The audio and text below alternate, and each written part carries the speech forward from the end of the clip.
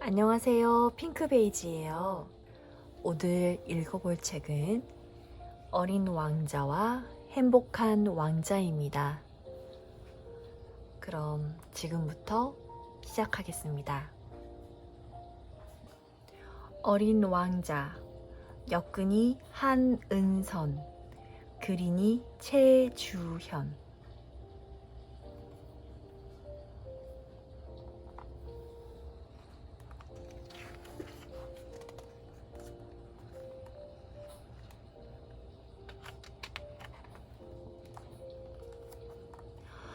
머나먼 하늘 저쪽에 아주 작은 별이 있었어요.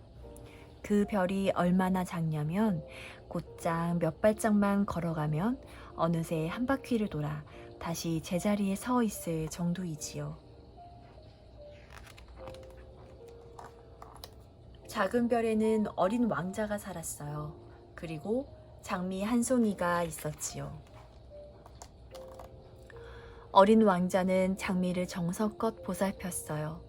날마다 물을 주고 벌레도 잡아주고 바람이 심하게 부는 날이면 바람막이도 세워주었지요.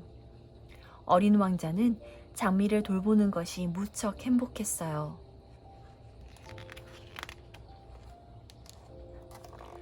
하지만 장미는 투덜투덜 불평했어요.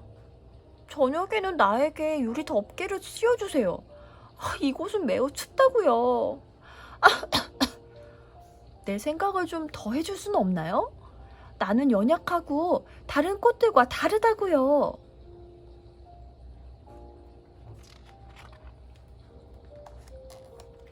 어린 왕자는 속이 상했어요. 장미는 늘 투덜거리기만 해. 더 이상 내가 필요 없나 봐.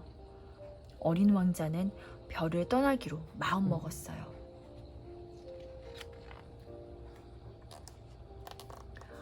어린 왕자는 이웃 별들을 구경했어요. 처음 찾아간 별에는 허풍쟁이가 살았어요. 나는 이 별에서 가장 멋있고 똑똑하고 늘 1등이지 뭐. 어린 왕자는 허풍쟁이가 하는 말이 별로 듣고 싶지 않았어요. 그래서 다른 별로 떠났지요. 다음에 간 별에는 부자 아저씨가 살았어요. 아저씨 안녕하세요. 어린 왕자가 인사했지만 아저씨는 본체도 하지 않았지요. 저리 가거라.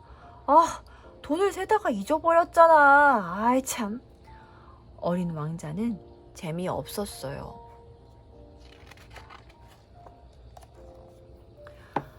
다음에 찾아간 별에는 학자가 살았어요. 할아버지, 이 별에는 무엇이 있나요? 그런 건 모른다. 난 그냥 공부만 할 뿐이야. 무슨 공부를 하시는데요? 이 별에는 무엇이 있을지를 공부하지. 어린 왕자는 학자가 무슨 말을 하는지 이해할 수 없었어요. 그리고 어린 왕자는 지구별에 도착했어요. 지구별은 넓고 아름다웠지요.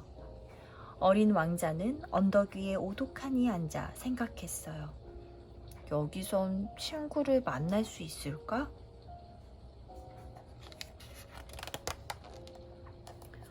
한참을 걷던 어린 왕자는 장미가 만발한 정원에 이르렀어요. 깜짝 놀랐지요. 내 별에 있는 꽃과 똑같이 생겼잖아. 이렇게 많다니.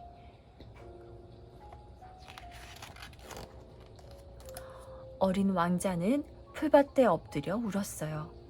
그때 나무 뒤에서 여우 한 마리가 나타났어요. 안녕? 왜 울고 있니? 어린 왕자는 고개를 들고 여우를 바라보았어요. 안녕? 난 지금 무척 슬프단다.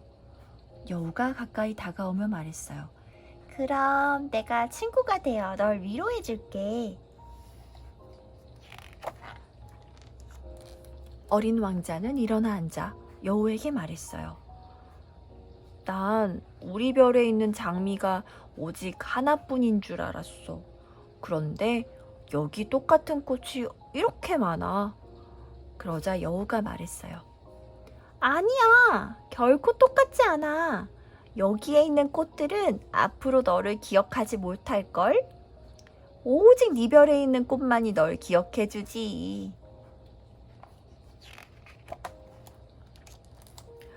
어린 왕자가 하늘을 올려다보며 물었어요. 정말 내 꽃이 날 기억할까? 그럼 그 꽃을 위해 물을 주고 벌레를 잡아준 사람이 바로 너니까. 그 꽃과 넌 아주 특별한 사이야. 어린 왕자는 곰곰이 생각하더니 이윽고 말을 꺼냈어요. 그래, 맞아. 여우야, 난 장미에게 돌아가야겠어. 여우가 배시시 웃으며 인사했지요. 그래, 잘 가.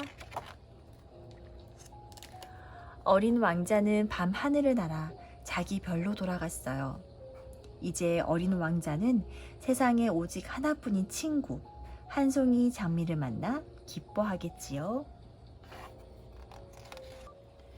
행복한 왕자. 원작 오스카 와일드. 그림 이세미.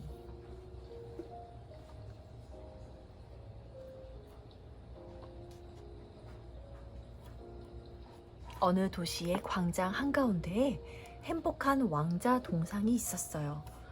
두 눈은 푸르고 영롱한 사파이어로 되어 있고 칼자루에는 반짝이는 루비가 박혀 있었어요. 그리고 온몸은 빛나는 순금으로 덮여 있었지요.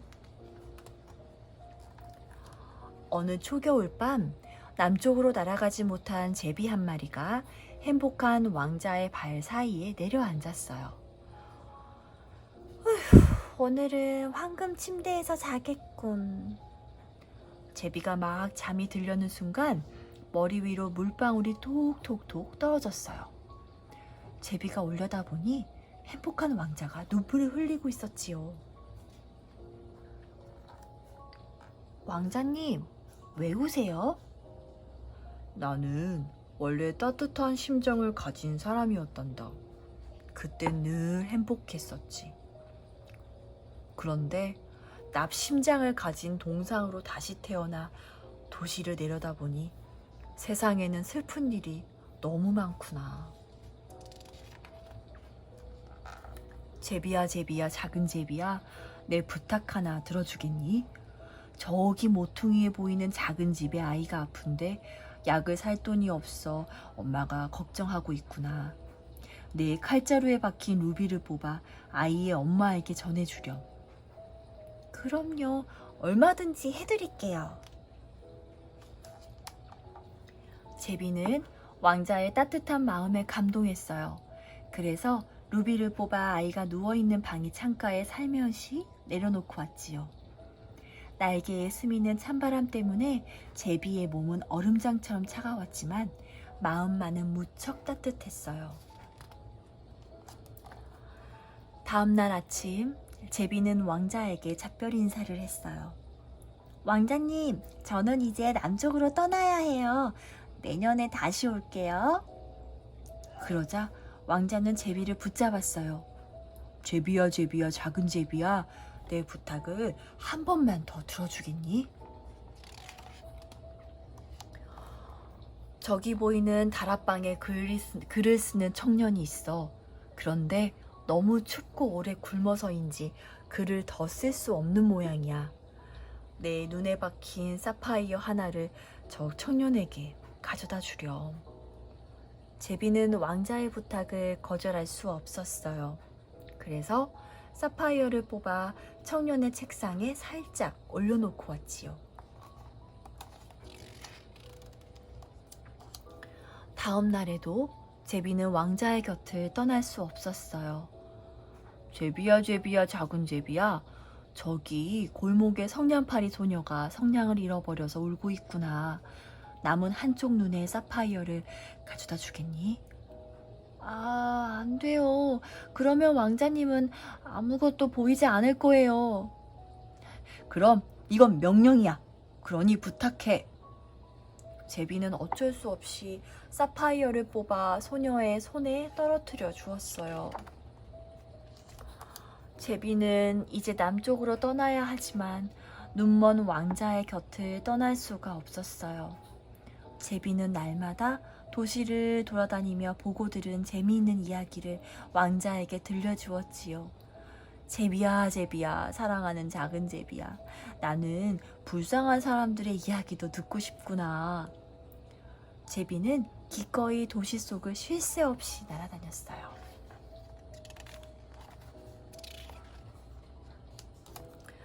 제비가 다시 돌아와 불쌍한 사람들의 이야기를 들려주자 왕자는 자기 몸에 금박을 떼어 그 사람들에게 나누어 주라고 부탁했어요.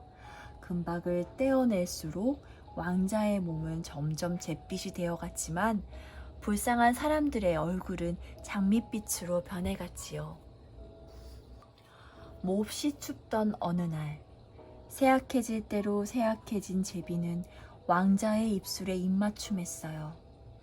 사랑하는 왕자님, 안녕. 그리고는 왕자의 발등에 툭 떨어져 죽고 말았어요. 그때 왕자의 납심장도 깨지고 말았지요. 사람들은 흉측하게 변한 왕자를 끌어내렸어요. 그리고는 왕자를 용광로에 넣어 녹여버렸지요. 그러나 납심장만은 녹지 않고 남아 죽은 제비가 버려진 쓰레기 더미에 버려졌어요.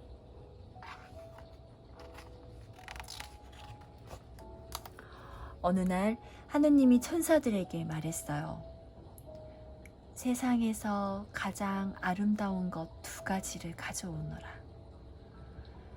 천사들은 세상에 내려와 왕자의 심장과 제비를 가져갔어요.